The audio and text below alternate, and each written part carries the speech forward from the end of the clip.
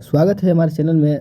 इससे पहले हमने प्रागैतिहासिक काल और आद्य ऐतिहासिक काल को कवर किया था। प्रागैतिहासिक काल में हमने पाषाण युग पढ़ा और आद्य ऐतिहासिक काल से मतलब सिंधु सभ्यता से, उसमें हमने सिंधु सभ्यता के बारे में और जितने भी सारे क्वेश्चन थे और ये क्या कहते हैं उसको, पाषाण युग की में जितने भी सारे क्वेश्चन थे मैंने उसको करा।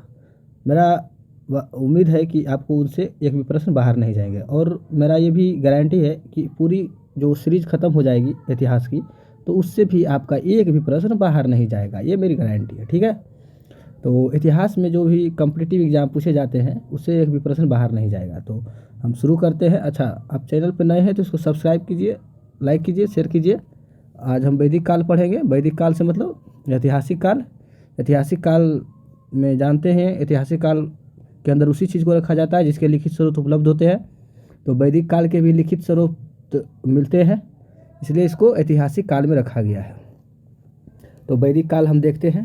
क्योंकि हमने पढ़ा था इतिहास 3 भाग में बांटा गया है, प्राग ऐतिहासिक काल और फिर जो है वो पढ़े आद्य ऐतिहासिक काल और ऐतिहासिक काल। तो ऐतिहासिक काल बहुत लंबा चौड़ा है, बाकी 2 पढ़ लिए शॉर्ट में, जो हमारे लिए ज़रूरी है उसको हम पढ़ लिए। अब वैदिक काल शुरू करते हैं। तो अब ऐतिहासिक काल शुरू हो गया है।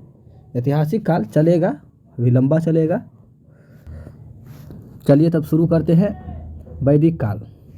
वैदिक काल को 2 भागों में बांटा गया है। वैदिक काल का जो मानक समय है 1500 से 600 BC है। ठीक है, इसको आप ध्यान में रखेंगे। इसे 2 पार्ट में बांट दिया गया, पूर्व वैदिक काल, उत्तर वैदिक काल। पूर्व मतलब पहले, उत्तर मतलब बाद, यहाँ पर ये अर्थ होता है। ठीक है, तो पूर्व वैदिक काल को 1500 से 1000 BC के बीच में रखा गया है और उत्तर वैदिक काल को 1000 से 600 BC के बीच में रखा गया है। अच्छा, आर्यों द्वारा निर्मित सभ्यता क्या कहलाई? वैदिक सभ्यता कहलाई। पूर्व वैदिक काल अर्थात ऋग वैदिक काल, उत्तर वैदिक काल, दोनों में आर्य थे। आर्यों द्वारा निर्मित सभ्यता वैदिक सभ्यता कहलाई अर्थात वैदिक काल, वैदिक सभ्यता कहलाई। पूर्व वैदिक काल। पूर्व वैदिक काल में देखिए क्या है। पूर्व वैदिक काल को ऋग वेद भी कहा जाता है। इसी समय वेदों की रचना हुई, मतलब पूर्व वैदिक काल के समय वेदों की रचना हुई, इसलिए इसको ऋग वैदिक काल भी कहा जाता है। वेद के संकलन करता। अच्छा, वेद को संकलित कौन किया? वेद व्यास किया। 4 वेद है, दोनों वेद है, ऋग वेद, यजुर्वेद, सामवेद, अथर्ववेद। 4 वेद हमें देखने को मिलते हैं। चारों वेद को संयुक्त रूप से क्या कहा जाता है? संहिता कहा जाता है। ठीक है, ऋचाओं के क्रमबद्ध ज्ञान के संग्रह को ऋग्वेद कहा जाता है। तो ऋग्वेद की परिभाषा क्या है कि ऋचाओं के क्रमबद्ध ज्ञान के संग्रह को ऋग्वेद कहते हैं। अब ऋग्वेद में कितने क्या है? ऋग्वेद में कुल 10 मंडल है, 28 सूक्त है और 10,462 ऋचाओं का वर्णन है। वेद के ऋचाओं को पढ़ने वाले को क्या कहते थे? होत्री कहते हैं। जो वेद होते हैं, वेद की ऋचाओं को पढ़ने वालों को होत्री कहते हैं। ऋग्वेद में गायत्री मंत्र सूर्य देवता सावित्री को समर्पित है। गायत्री मंत्र की रचना किसने की? विश्वामित्र ने की। तो ये सब इम्पोर्टेंट चीज़ है, आप ध्यान में रखेंगे। पूछा जाता है कि गायत्री मंत्र की रचना किसने की थी? विश्वामित्र ने की। गायत्री मंत्र किसको समर्पित है? सूर्य देवता सावित्री को समर्पित है। तीसरे मंडल में सूर्य देवता का उल्लेख है। ठीक है, तो सन मतलब क्या होता है? SUN, सन 3 अक्षर है। दैट इज तीसरे मंडल में सूर्य देवता का उल्लेख है। नम्मा मंडल में सोना, सोना ना मतलब नम्मा, तो सोम देवता का 9वें मंडल में उल्लेख। हस्तलिखित ऋचाओं।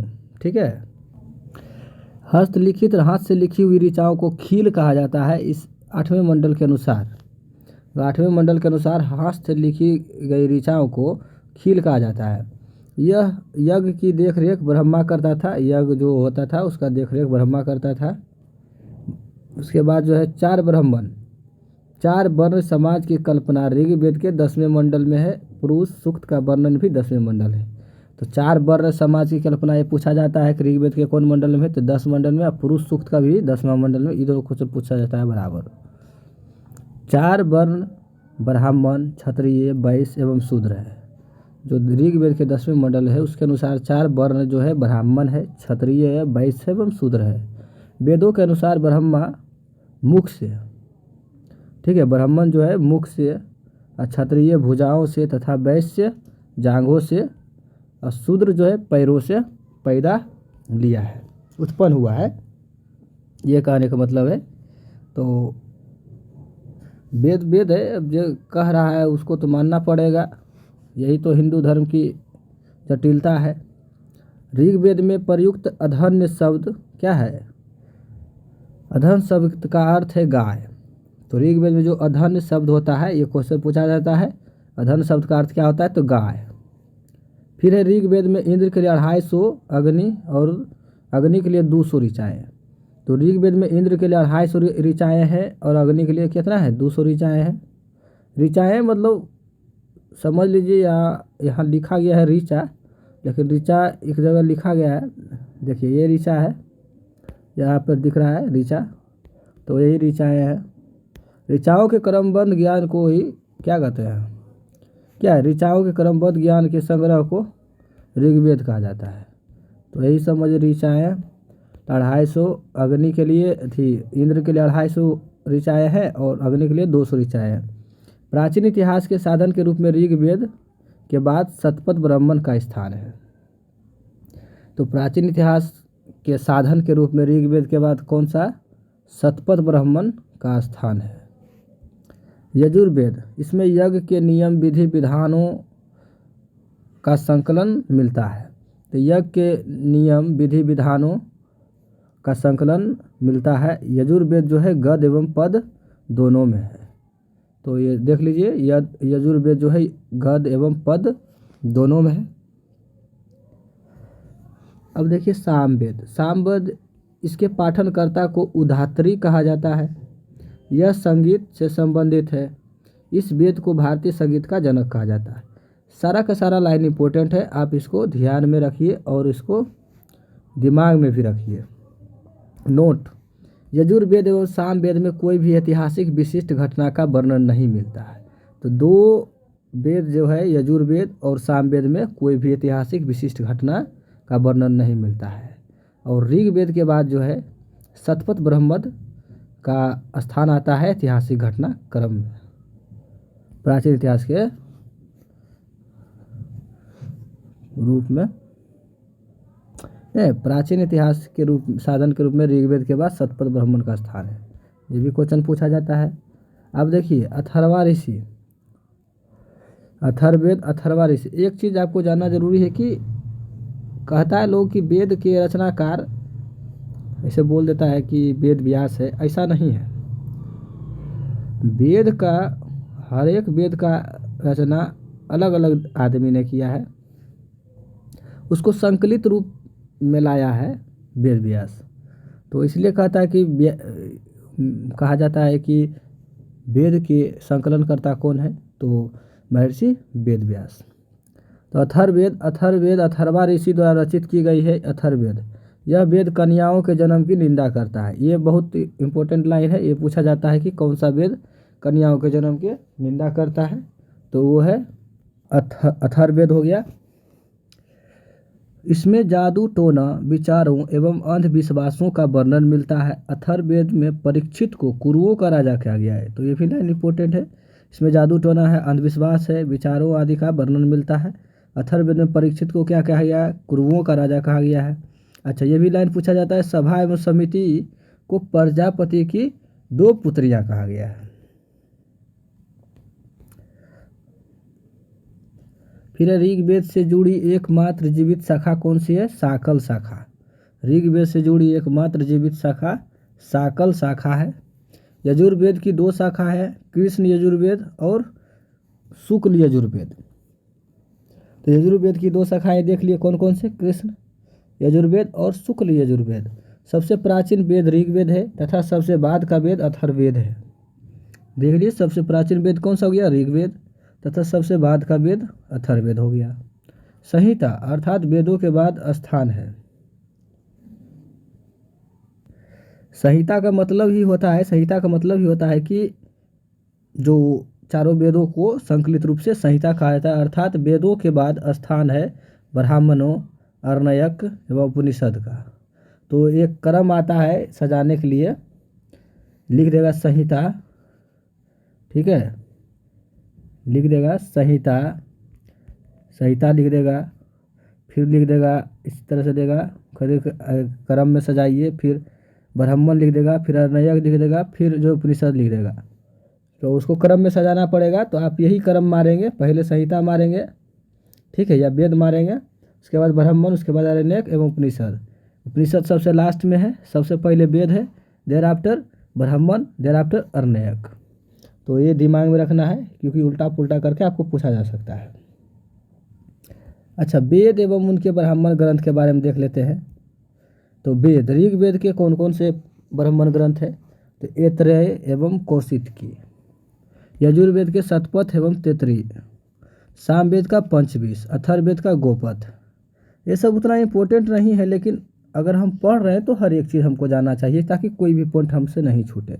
तो वेद और उनके ब्राह्मण ग्रंथ में हो गया, ऋग्वेद का जो ब्राह्मण ग्रंथ है ऐतरेय एवं कौशिकी, यजुर्वेद का जो ब्राह्मण ग्रंथ है वो शतपथ है और तैत्तिरीय है, सामवेद का पंचविंश, अथर्ववेद का गोपथ हो गया।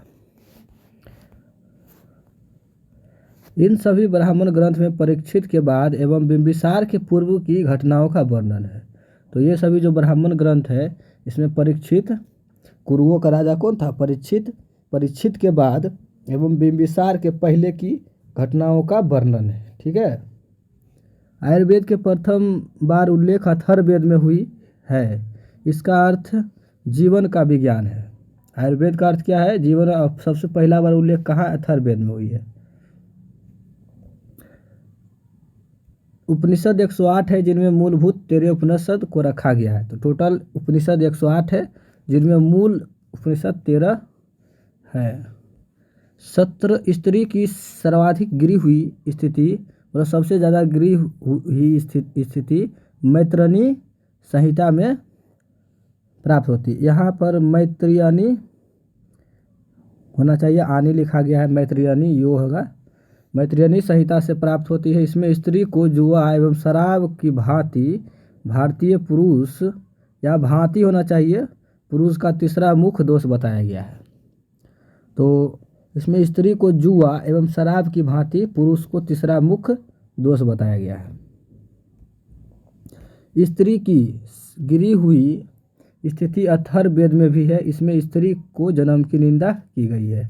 तो ये तो देखे हैं। देखिए, ये सब फालतू का चीज़ है। वेद उद जो है ना, फालतू का चीज़ है, इससे कोई फायदा नहीं है किसी को। इसमें जो है ना, स्त्री को जो समाज का निर्माण करने में इसका योगदान है, इसको ही बोलता है कि जन्म के निंदा कर रहे हैं। अरे स्त्री नहीं होगा तो तुम कैसे पैदा होगा? ऋषि जितना भी। मेन बात है कि साधु वगैरह जो है ना, एक ओशो का दर्शन है, उसको सुनिए। उसको मैं लिंक में कभी वीडियो मिलेगा तो डाल दूंगा, उसको सुनिएगा। इसमें मेन पॉइंट ये है कि स्त्रियों से साधुओं के जो काम वासना है, उसके प्रति उसके दिमाग में हमेशा चलता रहता है, साधुओं के दिमाग में। इसलिए वो स्त्री पर ब्लेम करते हैं, अपने अंदर के गलत चीज़ों को छुपाने के लिए। इसमें हम लिंक डाल देंगे उसका, वो सुनिएगा। देखिए, उसमें बहुत सारा ज्ञान आपको मिलेगा। शतपथ ब्राह्मण में स्त्री की अच्छी स्थिति दर्शाई गई है। इसमें स्त्री को पुरुष की अर्धांगिनी कहा गया है। तो ये पूछा जाता है, पुरुष की अर्धांगिनी किसमें कहा गया है? तो शतपथ ब्राह्मण में। ऋग्वेद में देखियो 20 शब्द, ये पूछा गया है क्वेश्चन। ऋग्वेद में 20 शब्द का इस्तेमाल 170 बार हुआ है। जन शब्द का इस्तेमाल 275 बार हुआ है। उपनिषद में मोक्ष की चर्चा है। उपनिषद जो है मोक्ष की चर्चा है। मोक्ष मतलब मुक्ति की चर्चा है। उपनिषद मोक्ष का दर्शन है। धर्म एवं रीत, भारत की देखिए, ये यूपीएससी का क्वेश्चन है, ठीक है। तो ये थोड़ा सा आपको भारी लग सकता है, लेकिन कोई चीज़ भारी नहीं है। धर्म एवं रीत भारत की प्राचीनतम वैदिक सभ्यता के केंद्रीय विचार को चित्रित करते हैं, ठीक है। धर्म जो है और रीत भारत के प्राचीनतम वैदिक सभ्यता के केंद्रीय विचार को चित्रित करते हैं। इसका क्या तात्पर्य है? धर्म व्यक्ति के दायित्वों एवं स्वयं तथा दूसरे के प्रति व्यक्तिगत कर्तव्य की संकल्पना थी, ठीक है। तो धर्म ये ऐसे ही रहेगा क्वेश्चन, ये लिख देगा धर्म और ये रीत, इसके इस तरह का लिख देगा। और उसमें से बताना होगा आपको कि ये दोनों कथन में से कौन सा सही है। तो आपको देखना है, ये लाइन आप याद रखेंगे कि धर्म का, सोच सकते हैं दिमाग में कि धर्म व्यक्ति क्या है, धर्म जो है व्यक्ति के दायित्वों और अपने दायित्व तथा दूसरे के प्रति व्यक्तिगत कर्तव्य की संकल्पना है। ठीक है, सही बात है। फिर रीत, यह मूलभूत नैतिक विधान था जो सृष्टि एवं उसमें अंतर्निहित सारे तत्वों के क्रियाकलापों को संचालित करता था। इसका शाब्दिक अर्थ सत्य या सुव्यवस्थित होता है। तो रीत जो शब्द है उसका शाब्दिक अर्थ सत्य होता है, सही होता है, सुव्यवस्थित होता है। तो यहाँ पर जो लिखा गया है धर्म और रीत के बारे में कि यह मूलभूत नैतिक विधान था जो सृष्टि एवं उसमें अंतर्निहित सारे तत्वों के क्रियाकलापों को संचालित करता था। तो ये दोनों लाइन आप याद रखेंगे, आपको कहीं भी टपक सकता है क्वेश्चन। ऋग्वेद में सरस्वती नदी को माते तमा, देवी तमा, नदी तमा कहा गया है। तो 3 नाम है, माते तमा, देवी तमा, नदी तमा। ऋग्वेद का उपवेद आयुर्वेद है, यजुर्वेद का उपवेद धनुर्वेद है, सामवेद का उपवेद गंधर्ववेद है, अथर्ववेद का उपवेद स्थापत्य वेद है। तो ये देख लिए, एक जगह आपको सारा चीज़ मिल जाएगा, टेंशन नहीं लीजिए। आयुर्वेद ऋग्वेद का उपवेद है, देख लीजिए, आयुर्वेद जो है ऋग्वेद का उपवेद है, लेकिन आयुर्वेद का प्रथम बार चर्चा कहाँ है, तो अथर्ववेद में। और सुश्रुत तो ने अथर्ववेद को उपवेद माना है। सुश्रुत जो थे ये अथर्ववेद का उपवेद आयुर्वेद को मानते हैं, जबकि आयुर्वेद ऋग्वेद का उपवेद है। आर्यकालीन शब्द अधिवास का अर्थ होता था कमर के ऊपर पहनने जाने वाले वस्त्र। अथर्ववेद की सभा को कहा गया है नरष्ठी। अथर्ववेद की जो सभा होती थी उसको नरष्ठी कहा गया है। जीविकोपार्जन हेतु वेद वेदांग पढ़ाने वाले अध्यापक कहलाता था उपाध्याय। ठीक है, अब वेदांग एवं सूत्र के बारे में देखते हैं। आपको सारा चीज़ मिलेगा, जिस चीज़ के बारे में सोच रहे हैं अंतिम सारा चीज़ डाउट दूर हो जाएगा। तो वेदांग एवं सूत्र, वेदों को भली भांति समझने के लिए 6 वेदांग की रचना हुई। तो कितने कुल वेदांग है, 6 है। ठीक है, तो शिक्षा ये मिलान करने के लिए आता है। ठीक है, इधर लिख देगा ये सब चीज़ और इधर ये सब आपको दिया रहेगा, आपको मिलान करना होगा। तो शिक्षा का मतलब, शिक्षा जो था वेदांग, ये सब वेदांग के नाम है। ठीक है, ये सब वेदांग के नाम है, इसको शिक्षा लिखा है तो शिक्षा मत समझिए। शिक्षा जो वेदांग था उसमें शुद्ध उच्चारण करने का शास्त्र था। कल्प जो था इसमें कर्म कांडी, को से कल्प, अको से कर्म कांड, स से शिक्षा, स से शुद्ध उच्चारण शास्त्र। तो कर्मकांडी यज्ञों की विधि था। निरुक्त में मंत्र था, इसमें मंत्र था। निरुक्त जो वेदांग था इसमें मंत्र था। फिर व्याकरण, इसके बारे में कुछ नहीं है। फिर ज्योतिष, ये सब जनरली है। फिर है छंद, व्याकरण, ज्योतिष, छंद। छंद में जो है, छंद क्या था, छंद जो वेदांग थी शब्दों की व्युत्पत्ति शास्त्र, मतलब शब्दों की कौन सी व्युत्पत्ति कैसे हुई उसका शास्त्र है छंद। तो 6 वेदांग देख लीजिए आप। अब देखिए सबसे प्राचीन जो सूत्र है गौतम धर्म सूत्र है। पुराण के रचयिता लोमहर्ष एवं उग्र सर्वा थे। अब पुराण के बारे में हम पढ़ रहे हैं, लोमहर्ष एवं उग्र सर्वा थे। पुराण के कुल संख्या 18 है। विष्णु पुराण में मौर्य वंश का उल्लेख है। ठीक है, ये सब देखिए, विष्णु पुराण में मौर्य वंश का उल्लेख है। अब मत्स्य पुराण में किस चीज़ का उल्लेख है, तो मत्स्य पुराण में, एक सेकेंड, सातवाहन वंश का उल्लेख है। तो मत्स्य पुराण में सातवाहन हो गया, यह सबसे प्राचीन पुराण माना जाता है। वायु पुराण में गुप्त वंश का उल्लेख है। पुराणों का पाठ पुजारी जो है मंदिर में किया करते थे। सर्ग, प्रतिसर्ग, वंश, मनवंतर एवं वंशानुचरित संकेतक है पुराणों के। स्त्रियां एवं शूद्र जिन्हें वेद पढ़ने की अनुमति नहीं थी वह पुराण सुन सकते थे। तो देखिए कितना गिरा हुआ स्थिति पहले समाज का था कि स्त्रियां जो है और शूद्र जो था, जो समाज आपको समानता नहीं देता है उस समाज को आप बहिष्कार कर लीजिए, सीधी सी बात है। हिंदू धर्म भी अभी भी पूरा असमानता से भरा हुआ है। मैं ये नहीं कहूँगा कि आप बहिष्कार कीजिए, लेकिन हिंदू धर्म में सुधार होना चाहिए, एक बार और धार्मिक सुधार आंदोलन होना चाहिए।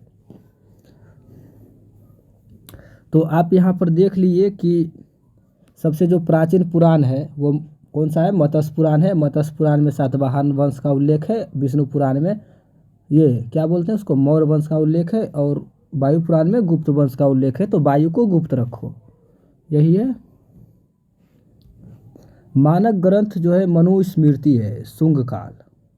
तो शुंग काल का मानक ग्रंथ कौन सा है, मनुस्मृति। मनुस्मृति शुंग काल, इसको दिमाग में रखना है। मनुस्मृति शुंग काल का मानक ग्रंथ है। नारद स्मृति गुप्त काल का मानक ग्रंथ है। 800 से 600 बीसी का युग जो है ब्राह्मण युग है। तो ये बात आप ध्यान में रखेंगे। बीसी मतलब क्या हुआ, ईसा जो मसीह थे उसके जन्म से पहले के समय को बीसी कहा जाता है, उसके बाद के समय एडी कहा जाता है। ठीक है, एडी मतलब ईस्वी और बीसी मतलब ईसा पूर्व। तो 800 से 600 बीसी का युग ब्राह्मण युग कहलाता है। जिस ग्रंथ में पुरुष मेघ का उल्लेख हुआ वह शतपथ ब्राह्मण है। तो पुरुष मेघ का उल्लेख हुआ है शतपथ ब्राह्मण में। शतपथ ब्राह्मण में ही पुरुष को स्त्री का अर्धांगिनी कहा गया है। कुल संस्कारों की संख्या 16 है। ऋग्वेद में सर्वाधिक मंत्र अग्नि के लिए है। ठीक है, भारत के अंतरजी खेड़ा से लोहे धातु का प्रचलन का प्रमाण मिला है। अंतरजी खेड़ा यूपी में है, लोहे का धातु यहाँ से मिला है, ये ऐसे ही घुस गया है कहीं से। बिहार विवाह संस्कार का वर्णन करने वाला विवाह सूक्त ऋग्वेद में है। तो विवाह संस्कार का जो वर्णन करने वाला विवाह सूक्त है वो ऋग्वेद में है। ठीक है, तो ऋग्वेद में विवाह सूक्त भी है। अब अनुलोम विवाह प्रतिलोम विवाह समझ लीजिए।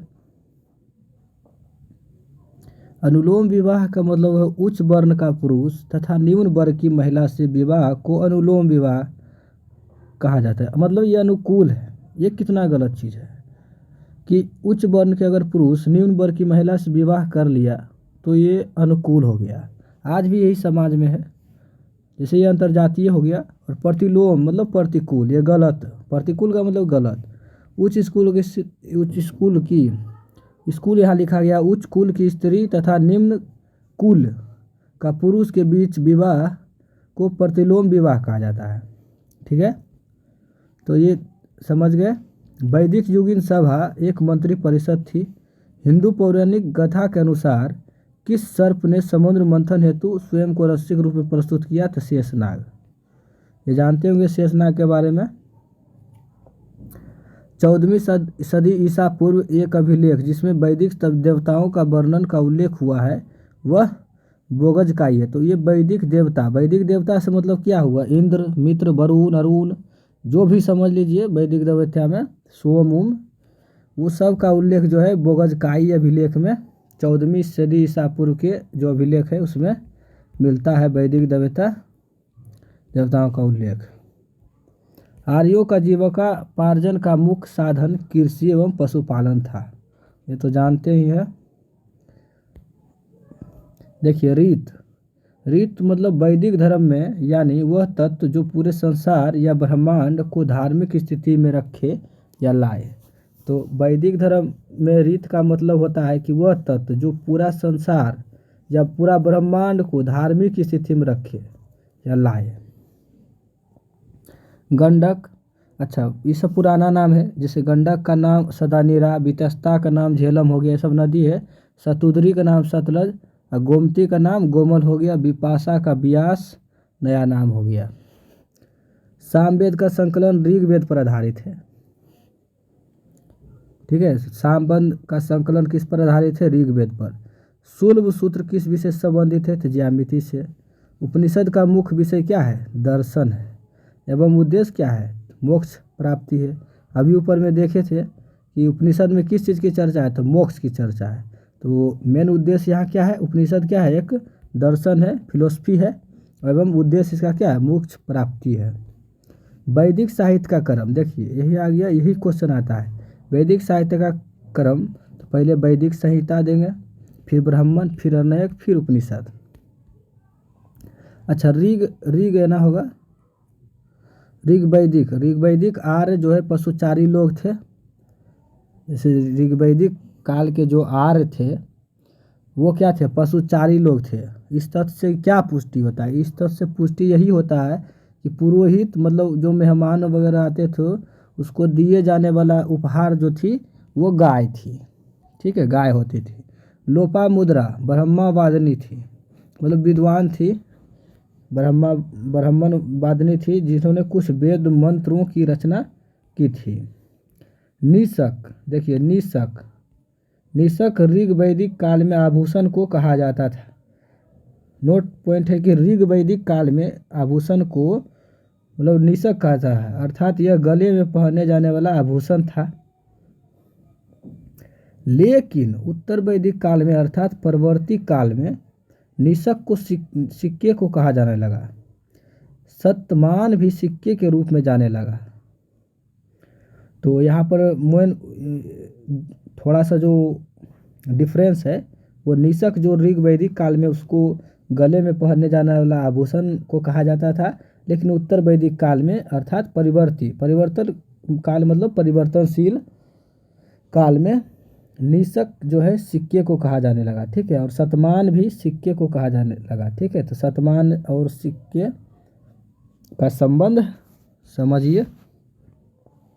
उपनिषद काल के राजा अश्वपति, जो उपनिषद काल का समय है, जैसे ऋग वैदिक काल हो गया उसी प्रकार उपनिषद काल भी हुआ, जिस समय उपनिषद की रचना हुई तो उसको उपनिषद काल कहा गया। तो वहाँ के राजा जो थे उपनिषद काल के राजा अश्वपति थे, ठीक है। और ये शासक थे केकई जो है जगह का नाम था, केकई के शासक थे। उपनिषद काल के राजा अश्वपति केकई शासक थे, केकई के शासक थे। ऋग वैदिक काल में जनता मुख्यतः विश्वास करती थी बलि एवं कर्म कांड में, ठीक है। तो ये तो आप जानते ही हैं कि वो समय जो है बलि और कर्म कांड ज़्यादा होता था। तो ऋग वैदिक काल में जनता मुख्यतः विश्वास करती थी बलि और कर्म कांड में। उस समय अंधविश्वास का दौर था ऋग वैदिक काल। वैदिक युग में प्रचलित लोकप्रिय शासन प्रणाली राजतंत्रात्मक अर्थात वंश परंपरागत राजतंत्र था। तो ये आएगा क्वेश्चन कि वैदिक युग में जो प्रचलित लोकप्रिय शासन प्रणाली थी वो क्या थी। तो राजतंत्रात्मक या वंश परंपरागत राजतंत्र, ठीक है। अच्छा, ऋग वैदिक जो धर्म था बहुदेववादी था। बहुदेववादी मतलब बहुत सारे देवताओं का वास मानने वाला।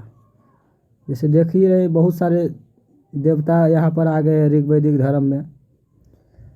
तो बहुदेववादी होता है, एक देववादी होता है। तो ऋग वैदिक धर्म था, ये क्वेश्चन पूछा गया, ठीक है।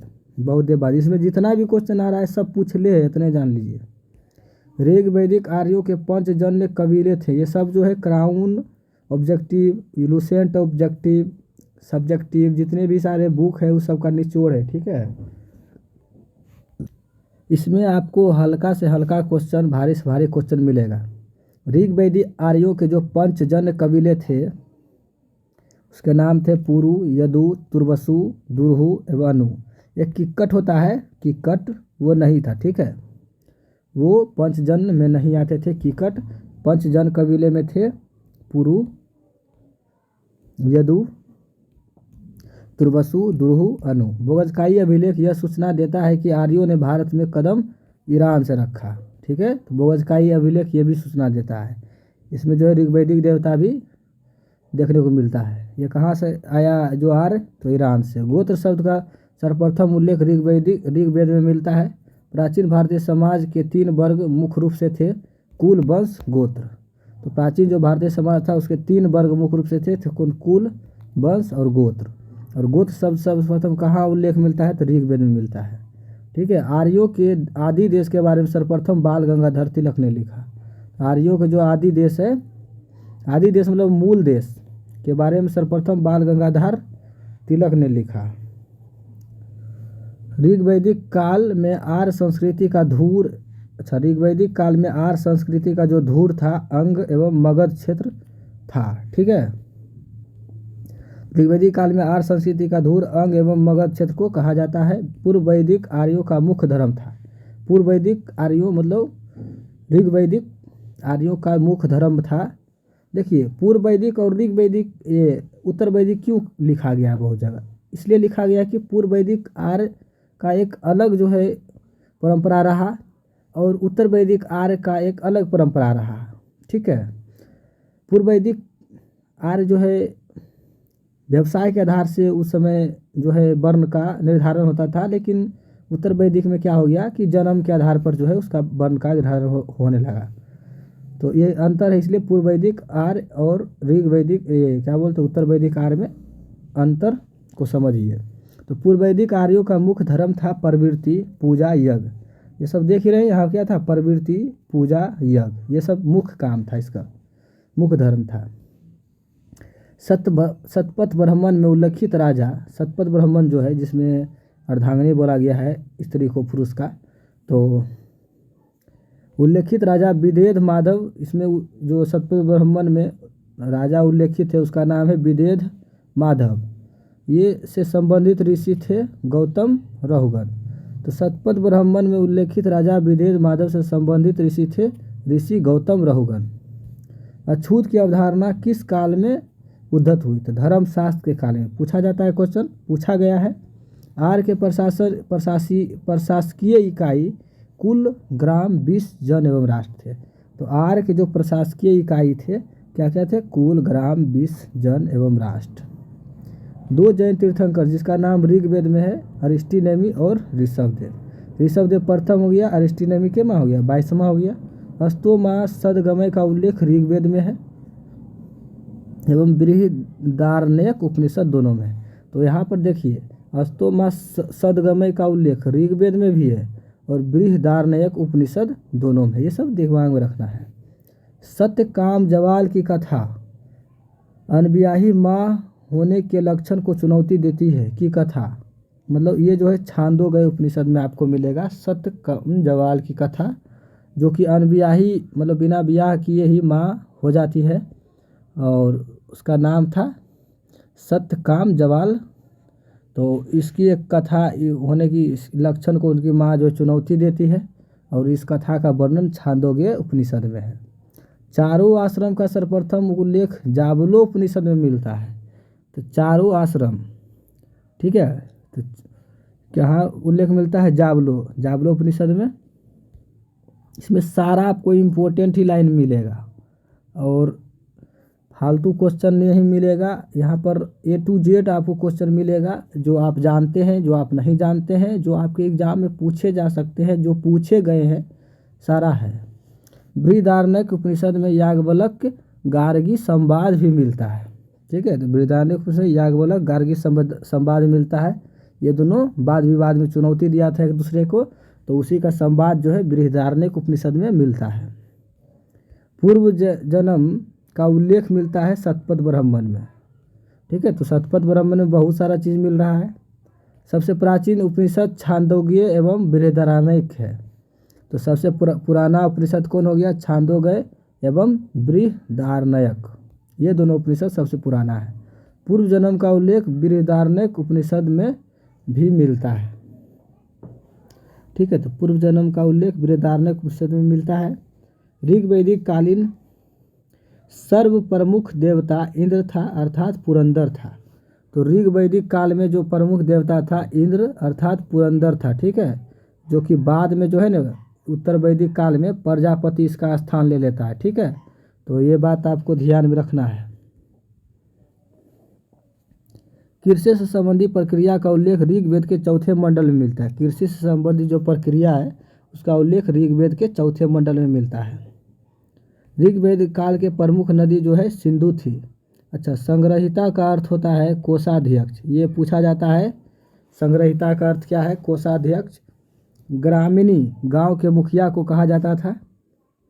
ठीक है, तो गांव के मुखिया को उस समय ऋग्वैदिक काल में गांव के मुखिया को ग्रामीणी कहा जाता था। राजसूय यज्ञ एवं मैत्रेय ब्राह्मण में मिलता है वर्णन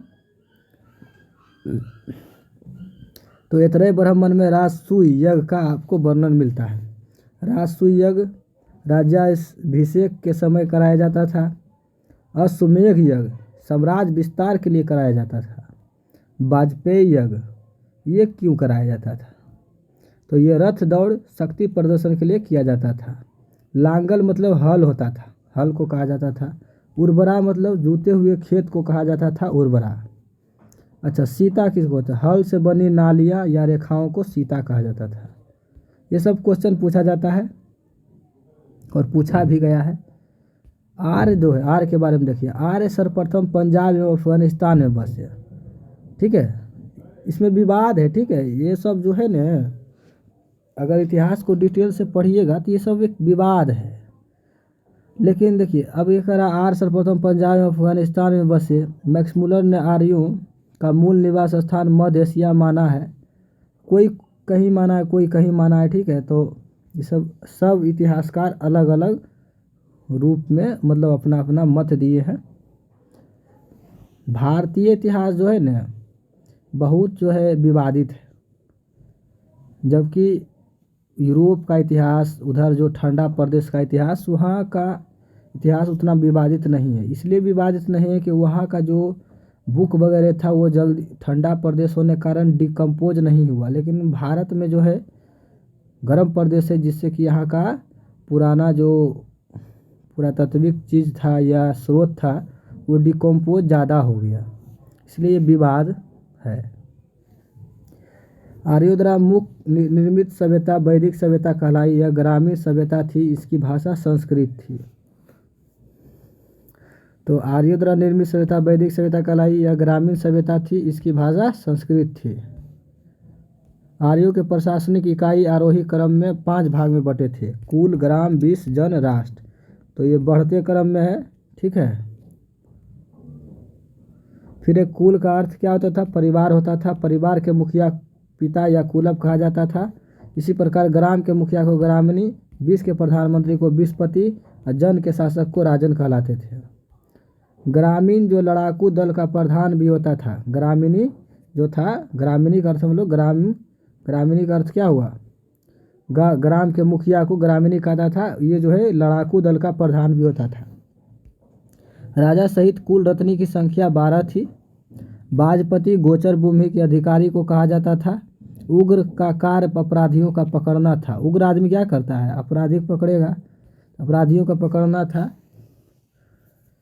सभा एवं समिति राजा को सलाह देने वाली संस्था थी। सभा श्रेष्ठ एवं संभ्रांत लोगों की संस्था थी, जबकि समिति सामान्य जनता का प्रतिनिधित्व करती थी। तो ये बात आप समझ गए। उधर क्या कहा गया था कि सभा एवं समिति प्रजापति की 2 पुत्रियां हैं। यहाँ कह रहा है सभा एवं समिति जो है राजा को सलाह देने वाली संस्था थी। अच्छा, इसके अध्यक्ष को ईशान कहा जाता था। सभा एवं समिति के जो अध्यक्ष होते थे इसको ईशान कहा जाता था। यह राजा को सलाह देने वाली संस्था थी। और सभा जो है, ये जो सभा है इसमें श्रेष्ठ एवं सम्राट लोगों की संस्था थी, मतलब सिंसियर लोग, उच्च कुल के लोग की संस्था थी। जबकि समिति सामान्य जनता का प्रतिनिधित्व करती थी। स्त्रियां जो है सभा एवं समिति में भाग ले सकती थी। सभा एवं समिति के अध्यक्ष को ईशान कहते थे। युद्ध में कबीले का नेतृत्व राजा करता था।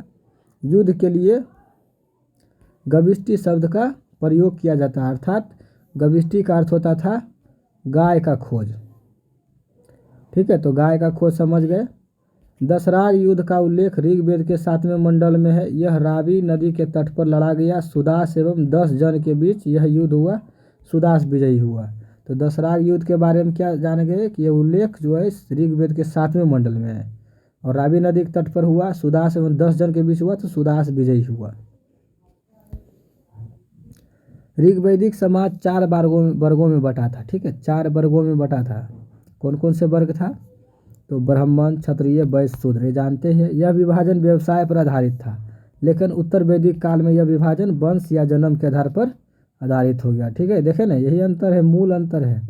यहीं से उत्तर वैदिक काल से ही समाज में असमानता ज़्यादा बढ़ गया। हिंदू समाज में सबसे ज़्यादा असमानता बढ़ने का कारण यही है। आर्य आर्य समाज पितृ प्रधान थे, पितृ प्रधान थे, ठीक है। जबकि सिंधु समाज जो था मातृत्वात्मक था।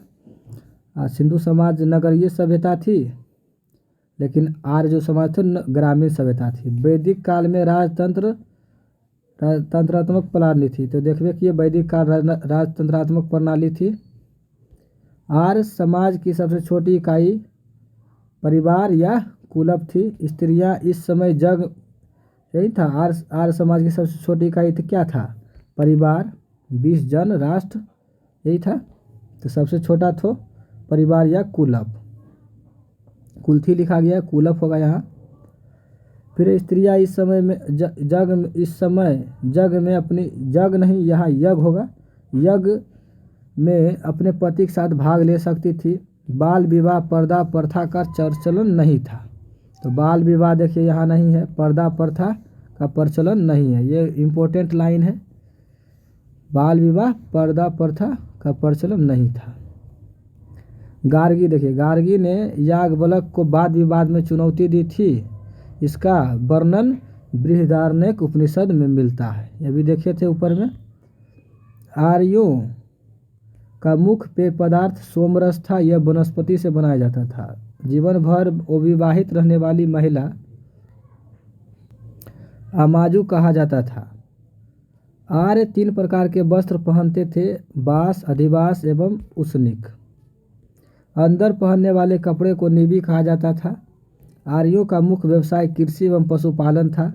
गाय को अधन्या अर्थात अधन्या है ना मारे जाने वाले पशु की श्रेणी में रखा गया। आर्यों जो गाय को मार देता था उसको देश निकाला कर देता था, मतलब देशद्रोही घोषित कर दिया जाता था। आर्यों का प्रिय पशु घोड़ा था एवं सर्वाधिक प्रिय देवता इंद्र थे। आर्यों द्वारा खोजी गई धातु लोहा थी। यही इसको ताकतवर होने का कारण था, जिसे श्याम अयस्क कहा जाता। अयस होगा, अयस्क लिखा है, अयस्क कहा जाता था। जबकि तांबे को लोहित अयस्क कहा जाता था। तो उल्टा पुल्टा है। लोहित अयस्क मतलब तांबे समझेंगे। ऋण देकर ब्याज लेने वाले को वेकनोट अर्थात सूदखोर कहा जाता था। ऋग्वेद में पवित्र नदी सरस्वती गंगा ऋग्वेद में पवित्र नदी सरस्वती को गंगा एक बार उल्लेख हुआ गया, मतलब सरस्वती और गंगा ऋग्वेद में एक बार मात्र उल्लेख किया गया है। यमुना का 3 बार उल्लेख किया गया है। सिंधु नदी का अधिकतम प्रयोग किया गया है। गोत्र नामक संस्था का जन्म उत्तर वैदिक काल में हुआ, मतलब आर जब ज़्यादा एक्टिव हो गए उत्तर वैदिक काल में हुआ गोत्र नामक संस्था। उत्तर वैदिक काल में वर्ण का निर्धारण व्यवसाय की जगह जन्म के आधार पर होने लगे। फिर उत्तर वैदिक काल में इंद्र देवता का स्थान प्रजापति ने ले लिया। इंद्र देवता का स्थान देखिए किसने ले लिया? प्रजापति ने। यही इंपॉर्टेंट है, प्रजापति ले लिया। विश्व का सबसे बड़ा महाकाव्य महाभारत है। इंद्र को वर्षा एवं युद्ध का देवता कहा जाता है। वरुण को समुद्र का देवता कहा जाता है। अग्नि को मनुष्य एवं जो है देवता के बीच मध्यस्थ करने वाला देवता माना जाता है। दव होता है, दव आकाश देवता। सोम जो है वनस्पति देवता। उषा प्रगति एवं उत्थान की देवता के रूप में जाने जाते थे। अब पूषण जो है पशुओं के देवता के रूप में जाने जाते हैं। तो बहुदेववादी था ऋग्वैदिक काल या वैदिक काल। तो पूषण जो है पशुओं के देवता के रूप में जाने जाते थे।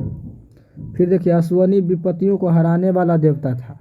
विष्णु विश्व के संरक्षक एवं पालन करता था। मारुति आंधी तूफान का देवता था। तो हर एक चीज़ का जो है ना देवता था। उत्तर वैदिक काल में हल को सिरा एवं सिरा रेखा को सीता कहा जाता था। हल को सिरा कहा जाता था उत्तर वैदिक काल में। देखिए बदल गया कैसे ना, उधर लांगल मतलब हल होता था, लेकिन उत्तर वैदिक काल में हल को अब सिरा कहा जा रहा है। और जो हल से सिरा रेखा खिंचाता था उसको कहता था सीता। यज्ञ की तुलना फूटी नाव से मुंडको उपनिषद में की गई है। इंपॉर्टेंट लाइन है। उत्तर वैदिक काल में कौशाम्बी नगर में प्रथम बार पक्की ईंटों का प्रयोग किया गया हुआ मिला। उत्तर वैदिक काल में जो कौशाम्बी नगर था वो प्रथम बार पक्की ईंटों का प्रयोग, क्योंकि ये ग्रामीण सभ्यता था तो पक्की ईंटों का उतना ज़्यादा प्रचलन नहीं था, लेकिन कौशाम्बी नगर में प्रथम बार पक्की ईंटों का प्रयोग मिला। सबसे जो है प्राचीन दर्शन सांख्य दर्शन है, इसके रचयिता कपिल है। तो ये बात याद रखेंगे कि सबसे प्राचीन दर्शन कौन सा है, सांख्य दर्शन। अच्छा, साथ ही चवार्क दर्शन के रचयिता चवार्क खुद है। पूर्व मीमांसा के रचयिता जैमिनी है। योग दर्शन के पतंजलि है और उत्तर मीमांसा के बादरायण है और वैशेषिक दर्शन के कनाद है। इसे परमाणु कनाद को परमाणु का जनक भी बोला जाता है। वैशेषिक दर्शन में से परमाणुवाद का सिद्धांत दिया है। तो देख लीजिए कि दर्शन के हो गया, दर्शन एक, उसके बाद यहाँ योग दर्शन 2, चवाक दर्शन 3, पूर्व मीमांसा 4, उत्तर मीमांसा 6, 5, यह वैशेषिक दर्शन 6। तो षड दर्शन इसी को कहा जाता है। तो कनाद जो है वैशेषिक दर्शन के कनाद और न्याय दर्शन के गौतम है। तो ये इसको चवार्क दर्शन हटा दीजिए, बाकी जो है छो बचता है सांख्य, ये फिर जो है सांख्य दर्शन, पूर्व मीमांसा, उत्तर मीमांसा, योग दर्शन, ठीक है, फिर न्याय दर्शन और वैशेषिक दर्शन, ये षड दर्शन कराते हैं। महाकाव्य 2 है, महाभारत और रामायण। महाभारत का नाम जो है पूरा नाम जय संहिता था। तो 2 महाकाव्य हो गए, ठीक है। तो इस तरह से देखिए हमारा जो है मतलब कि वैदिक काल खत्म हो गया। इसके बाद जो है एक नई चैप्टर आएगा। उसके बाद धर्म को, विभिन्न धर्मों का जब उदय हुआ, जैन धर्म, बौद्ध धर्म, ईसाई धर्म, शैव धर्म, वैष्णव धर्म, जो भी धर्म है उसके बारे में एक सिंगल वीडियो लाएंगे। तो आपको जो है ये लेक्चर कैसी लगी कमेंट करके बताएं। और जो है आपको मैं गारंटी देता हूँ कि सारे के सारे प्रश्न जो है आपका इतिहास से बहुत आसान हो जाएगा अगर इसको आप कंप्लीट करते हैं तो। क्योंकि इसमें जो है आप देखने में लग सकता है कि बहुत कम नहीं है, लेकिन इसमें बहुत कम नहीं, बहुत ज़्यादा क्वेश्चन इसमें है, ठीक है। तो इसको आपको देखना पड़ेगा। और सेशन अच्छा लगा तो लाइक कीजिए, शेयर कीजिए और सब्सक्राइब कीजिए। और वीडियो देखने के धन्यवाद, थैंक यू।